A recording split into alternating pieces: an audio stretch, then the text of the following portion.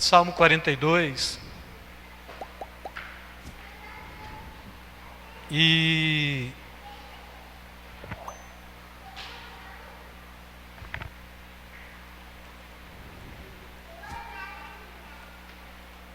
eu achei o Salmo 42 com muitos versículos, e ele só tem 11. Estava em Isaías. É sempre problema quando você está ficando velho e cego, não é? E eu penso que estou ficando só cego.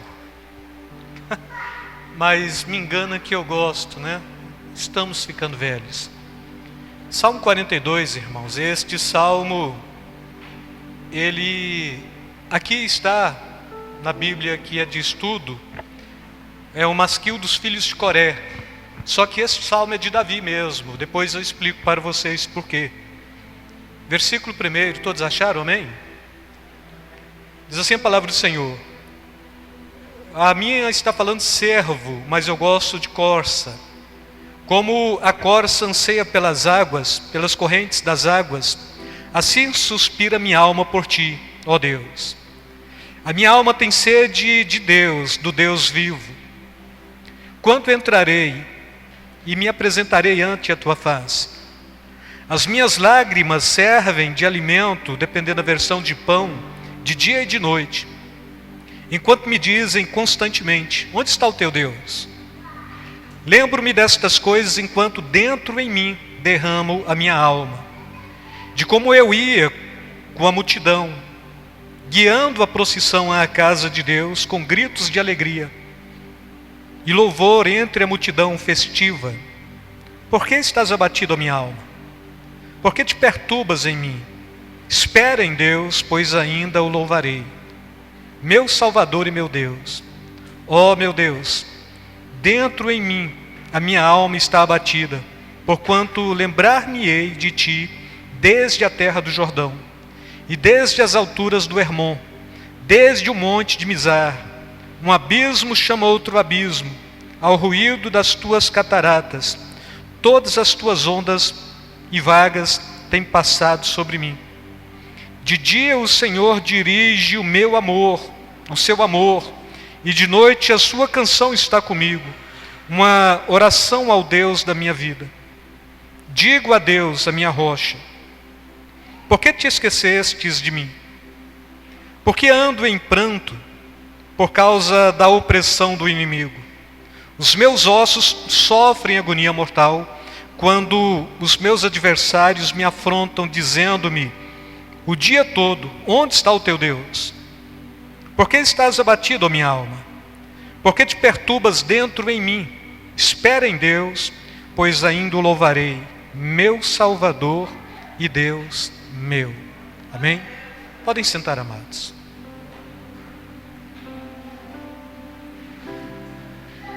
Este salmo, ele é posto posteriormente para que um dos filhos de Coré pudesse cantar como masquil, ou como uma proposta de louvor, celebração e adoração.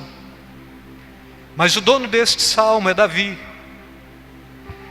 E quando ele propõe este salmo, e quando ele traz este lamento e esta proposta, de fato Davi, ele está sendo perseguido pelo seu próprio filho, Absalão, filho da paz, Absalom.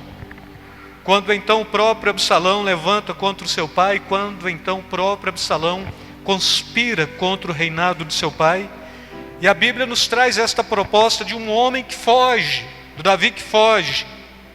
Este Salmo 42, ele retrata justamente uma alma sedenta da presença de Deus, porque quando Davi está compondo este salmo, ele está recordando de tudo aquilo que ele fazia, de tudo aquilo que ele apresentava diante de Deus, e de tudo aquilo que neste contexto, trazendo como pano de fundo, o que ele podia perceber era um homem que está sedento e sendo perseguido, um homem que está sedento, mas que os seus inimigos estão atrás da sua própria vida para dar fim, para dar cabo, ainda que seja filho, ainda que fosse o próprio filho. A proposta era esta: um homem que está sedento, mas que já está sentenciado à morte, angustiado, mas que tem a sua esperança em Deus, e que sabe que a última palavra, ela nunca é do homem, mas sempre é de Deus. Século XIX, Spurgeon, acerca deste salmo, já falei para vocês sobre Spurgeon, C.H. Spurgeon. Ele é um homem que ele tem crises de depressão profunda, então ele é alguém que sofre muito com estas crises, e ele pega este salmo como sendo um dos salmos que ele lia quando estava passando por aflição de alma, por angústia, por depressão, por tristeza, por melancolia, como sendo então a patologia classificada na época, o bilis negra.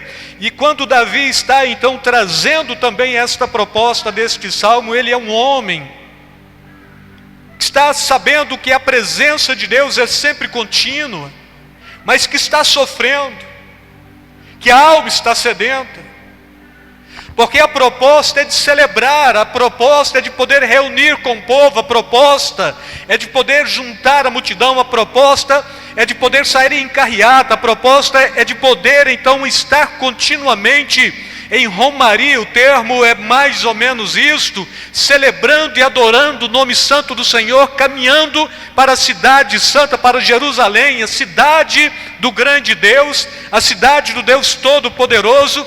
Enquanto chegava-se então na tenda da congregação para oferecer os seus sacrifícios e para celebrar a glória daquele que tudo podia e daquele que de fato trazia em si a capacidade de poder abençoar o povo. Mas Davi está sofrendo, está angustiado, está sentenciado à morte, logo no capítulo 43, ou no Salmo 43, pegando a continuidade, ele está propondo justamente isto: a alma angustiada, o sofrimento, alguma coisa que o faz perceber a proposta da noite como sendo não a proposta do tempo que escureceu, mas da própria existência da sua alma, que não consegue ver uma possibilidade senão a de fugir, senão a da fuga.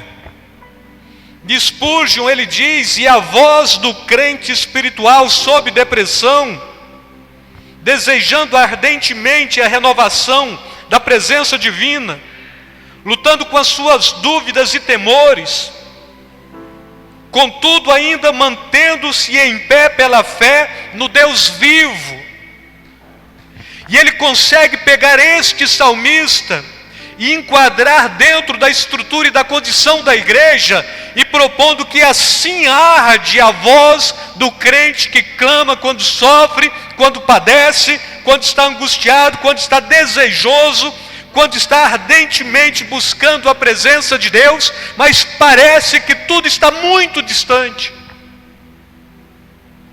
E ele vai propondo justamente isso dentro deste salmo. Davi estava fugindo do seu próprio filho.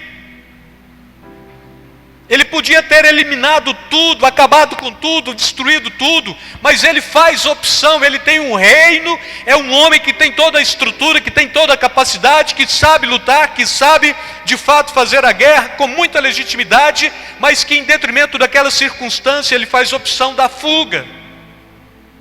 Ele faz opção de poder sair e correr, e ir para bem longe. Seu próprio filho estava buscando a sua própria morte, fora de sua terra, em fuga. Este salmo nos traz o sentimento profundo de quem almeja a presença de Deus, ainda que Deus esteja presente dentro do que ele está propondo, mas ele queria poder celebrar com a multidão. Ele queria poder alegrar com o povo. Ele queria poder chegar na tenda da congregação.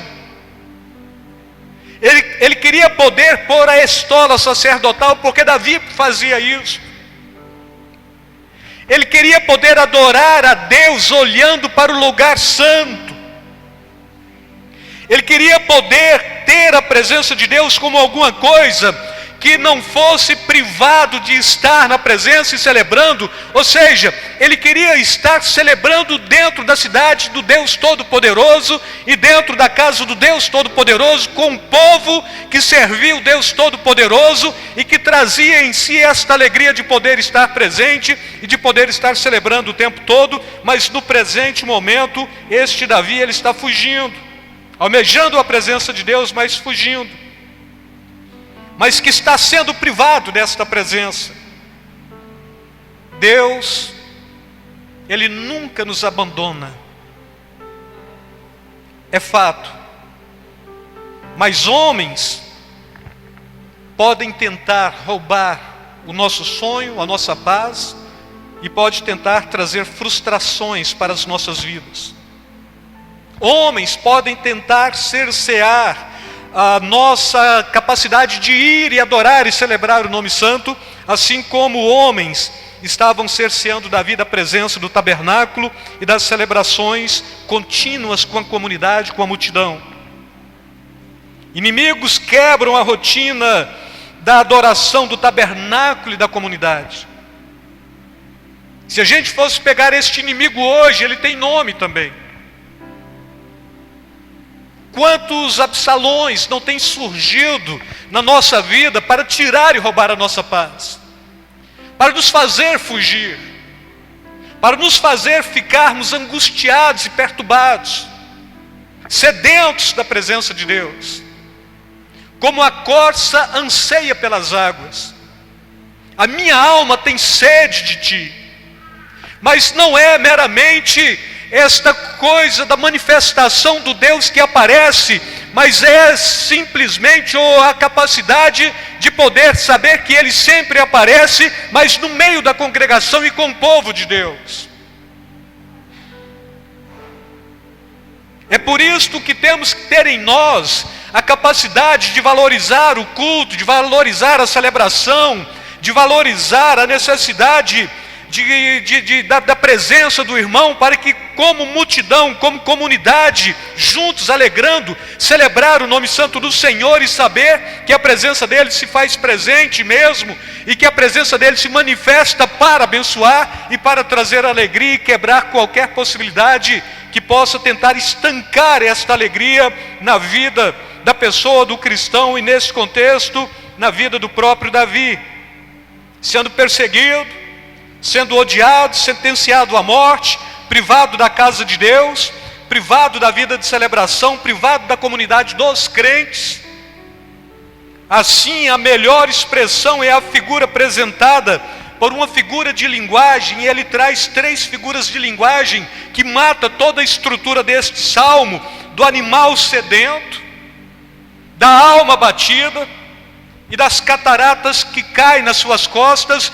Então tenta imaginar, a gente tem uma das maravilhas do mundo, que é as cataratas do Iguaçu, e praticamente Davi, ele está contemplando, ele corre fugindo, e ele passa contemplando o Hermon e outras regiões, e vê torrentes de água e cataratas, cachoeiras, e ele imagina a sua vida do ponto de vista de 2 propostas diferentes: no anseio sedento da corça, que anseia pelas águas, e nesse contexto água, próprio Jesus está falando que os que creem em mim, como diz as Escrituras, dos seus ventres fluirão rios de água viva, falando do Espírito Santo que havia de receber. Então água aqui estava falando da própria presença de Deus, mas quando ele está falando de água outra vez, dentro deste fenômeno, dentro desta mesma proposta, ele está falando desta água que, sobretudo, ele trazia consciência de estar debaixo de uma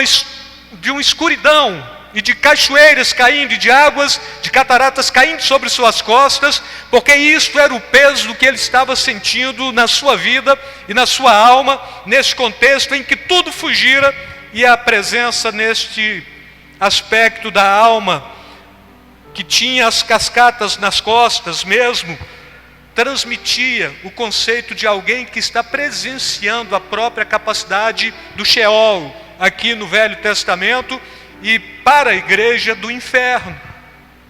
O inferno em vida. O que te persegue e que te traz o inferno. E que faz a sua vida ficar totalmente infernizada, infernal. E quantos de nós já não nos deparamos com situações assim?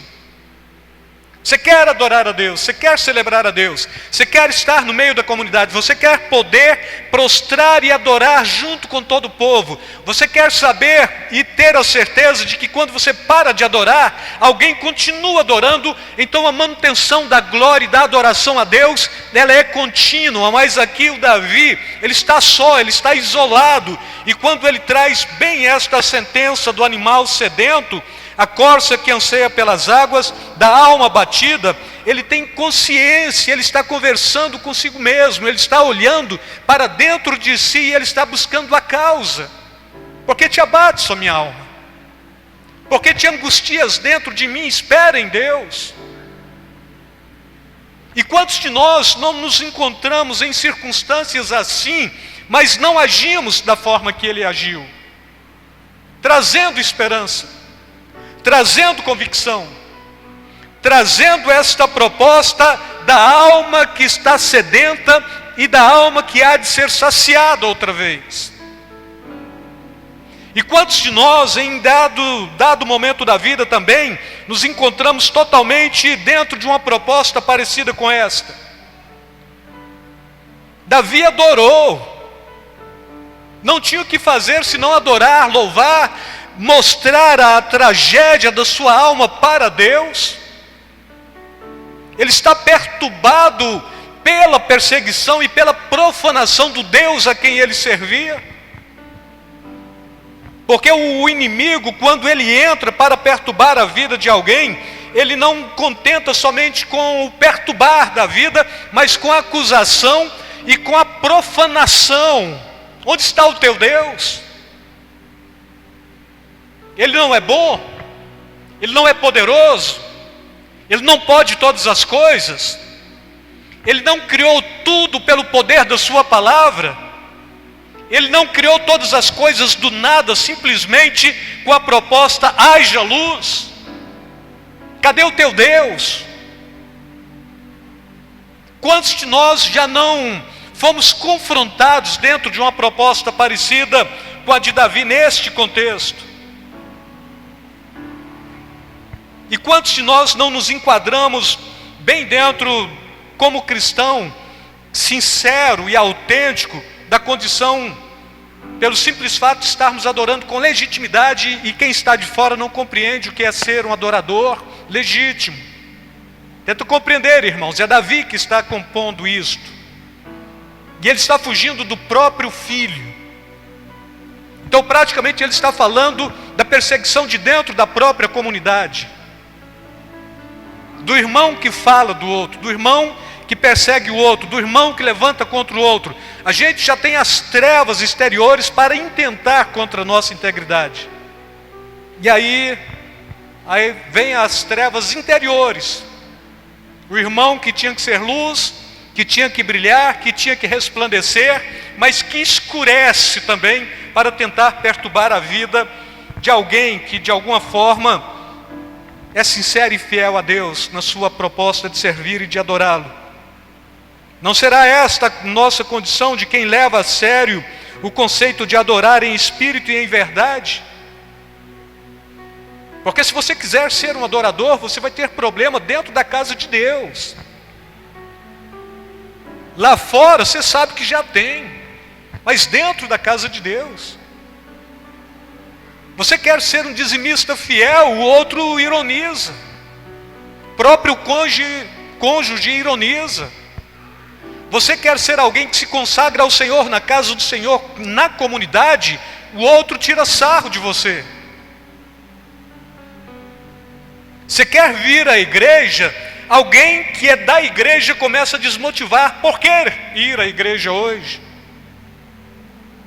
Você quer poder olhar para o irmão e ver nele, e perceber nele a glória de Deus agindo e operando, e alguém está tentando te roubar esta possibilidade.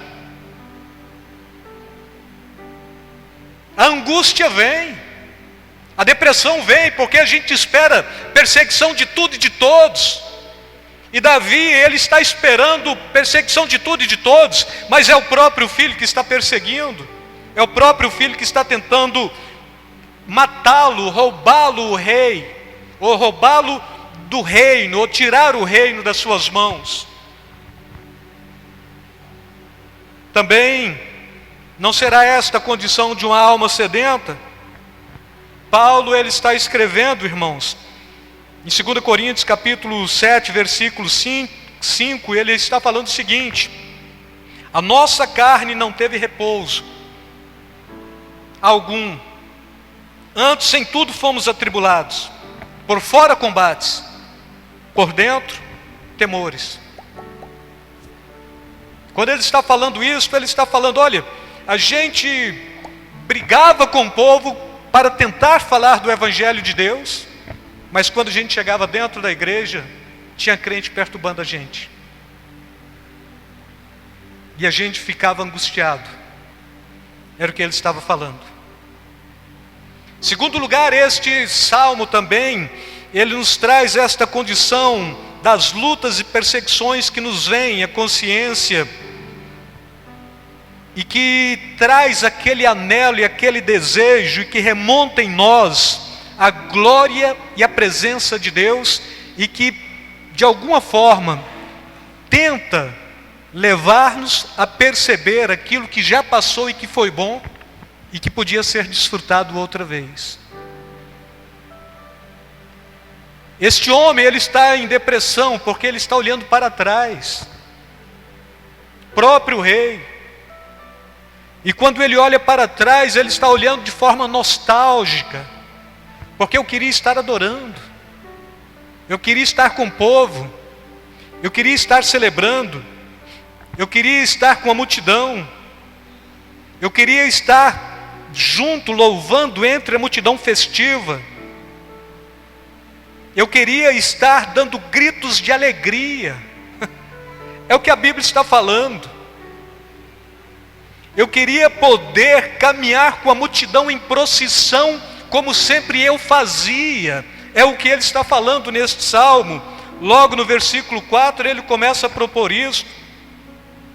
No versículo 5 ele chega nesta proposta mesmo, de perceber que pelo simples fato de estar sendo perseguido, está longe da comunidade, longe do povo, não percebendo a procissão, não percebendo a capacidade de ver os outros se alegrando, de alegrar e dar gritos de alegria também. Ele está aqui retraído, e aí ele vem com esta pergunta, com esta máxima: por que te abates, ó minha alma?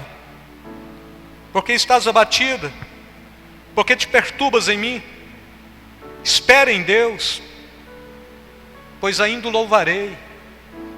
E quando ele está falando aqui, ele não está falando louvar no meio do mato, louvar na fuga, ele está falando louvar dentro da casa de Deus, louvar na presença de Deus, louvar com o povo de Deus, louvar com alegria, louvar com gritos de vitória, louvar com a comunidade que louva e que adora o tempo todo. Ele não está contente com esta possibilidade de estar totalmente distante de tudo e de todos. Distanciamento social para muitos crentes foi uma boa, porque olha, a igreja tem que estar cada cadeira 1,5 metro de distância do outro, não vai caber muita gente, eu já vou ficar em casa mesmo, e fica de boa. Mas para outros que de fato são adoradores e que sabem da necessidade de celebrar o nome santo do Senhor, isso te perturba. Uma família inteira ali pensando na possibilidade de vir à igreja, e a mãe está com oxigênio aqui o tempo todo, porque já está com um problema muito sério de saúde, e a mãe fala para as filhas: vai, ou então me leva junto. Tenta imaginar a tristeza de alguém que não pode vir. Tente imaginar agora, neste momento, a irmã Ana dentro de um leito de hospital, paralisada de um lado, voltou a falar, mas que se buscasse na mente dela, tudo quanto ela queria era poder estar aqui conosco, celebrando e adorando o nome santo do Senhor. Este salmo, ele mostra as lutas e as perseguições, mas mostra também a consciência da nossa alma, de estar na presença de Deus. E mais uma vez é Paulo: por fora combates, temores por dentro. Mas nós precisamos adorar. Nós fomos constituídos para o louvor e para a glória de Deus. Mas nós somos adoradores. Nós não podemos calar a nossa boca, nós não podemos fechar a nossa possibilidade de glorificar o nome santo do Senhor. Este salmo retrata um homem que está sendo perseguido, um homem vítima de conspiração, um homem vitimizado por zombarias dos seus inimigos. Onde está o teu Deus? Um homem que está privado da vida congregacional. Quando poderei entrar na presença de Deus? É o que ele está falando. Um homem que, em detrimento das circunstâncias, está em profunda depressão. Por que te abates, ó minha alma? Por que te angustias dentro de mim? Que se sente esmagado pela situação de momento. E na versão que eu pus aqui, é a King James: do abismo as águas chamam as torrentes no troar. Troar é quando as cataratas jogam água muito forte para baixo, então está troando, e o que ele sente é como se ele estivesse debaixo daquelas cataratas e as águas troando do abismo sobre as suas costas, e todos os vagalhões precipitam sobre mim, ou seja, toda aquela estrutura de água, milhões de litros de água por segundo caindo tudo na minha costa, estou sentindo o inferno em vida. É o que ele está falando. Um homem, em detrimento das circunstâncias, que está em profunda depressão. Um homem profundamente desanimado pelas circunstâncias, mas que não esqueceu de Deus. Declaro a Deus, minha rocha, é o que ele está propondo. Por que te esquecestes de mim? Por que razão caminhar? Aqui está bom. Eu posso morrer aqui. Davi está falando isto, Jó falou isto, Samuel fala isto, muitos homens de Deus falaram isto, Moisés fala isto. Tira minha vida, Jonas fala isto. Se eu não posso contemplar a tua glória, se eu não posso ver o teu poder, se eu não posso estar na tua casa para te celebrar e te adorar, por que é que eu ainda estou caminhando? Por que então eu não posso morrer aqui? Um outro salmista está falando: apegue-se a língua ao meu paladar, caso eu cante cântico estranho, cântico do Senhor em terra estranha. Não podemos cantar cântico do Senhor em terra estranha. Então devemos perceber, irmãos, que adoração é coisa séria.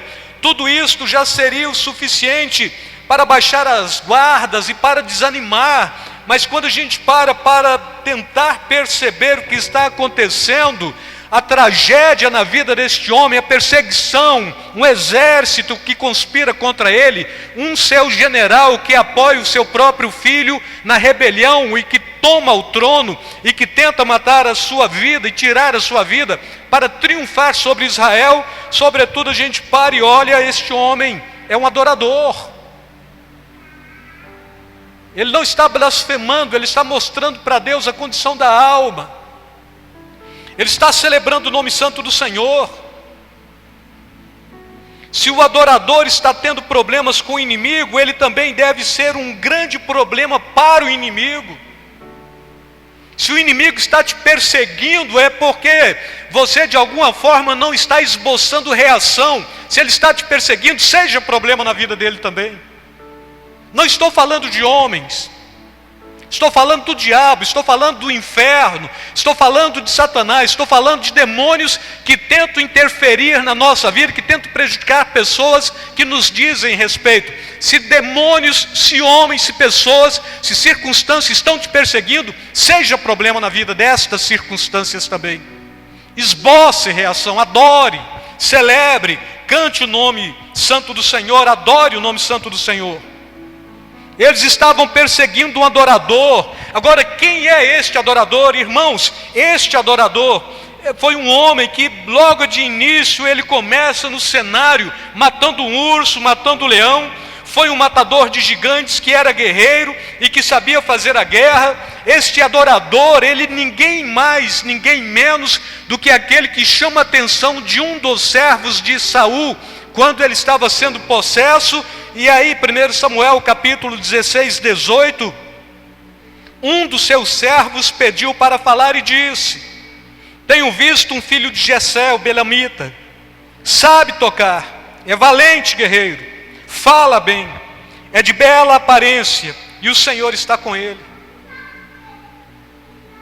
Tente imaginar quem era que estava sendo perseguido: um adorador, um matador de gigante, um matador de leão, um matador de urso, um homem que sabia fazer a guerra, mas um homem que sabia adorar, um homem que celebrava o nome santo do Senhor. Homens nos conhecem, o inimigo nos conhece, mas o principal é que Deus também nos conhece. Se homens nos perseguem, se o inimigo nos persegue, porque nos conhecem, Deus também nos conhece, e Deus sabe que haveremos de estar louvando e adorando o seu nome em todas as circunstâncias, e que as trevas caiam por terra e que homens caiam por terras, mas que prevaleça a glória de Deus, o poder de Deus, a dinâmica da ação de Deus em nossas vidas, porque Deus nos conhece também. É tempo de louvor, é tempo de adoração, é tempo de celebração, é tempo de não estarmos calados, é tempo de, mesmo aflitos na alma, afligidos, angustiados, perturbados, com o prospecto de que sim, está caindo aqui uma cataratas de água muito forte nas minhas costas, e com isso, estas torrentes, destas cataratas que caem nas minhas costas, elas vêm troando, e todos os vagalhões participam, tudo sobre mim, mas sobretudo, eu estou adorando e celebrando o nome santo do Senhor. O inferno está me perturbando, mas estou adorando o nome santo do Senhor. E Jesus está falando: e as portas do inferno não prevalecerá contra a igreja. Não significa que o inferno vem mexer com a igreja, significa que a igreja vai mexer com o inferno. Para reflexão de semana, já me veio à mente o conceito de que a igreja, ela tem uma função: saquear o inferno, povoar os céus. E aqui Davi, ele tem esta mesma proposta, porque tudo que ele quer é estar em comunidade, no meio do povo de Deus, contemplando a glória e a ação do poder de Deus na sua vida e na vida daqueles que lhe dizem respeito. Fechando, irmãos, esta mensagem, por isso, no momento mais crítico, a resposta é a adoração. Entenderam?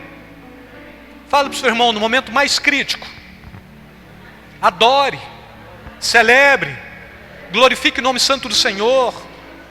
Ainda que a sua alma esteja abatida, tenha esperança, porque muito em breve o Senhor vai tirar você desta situação e vai te abençoar.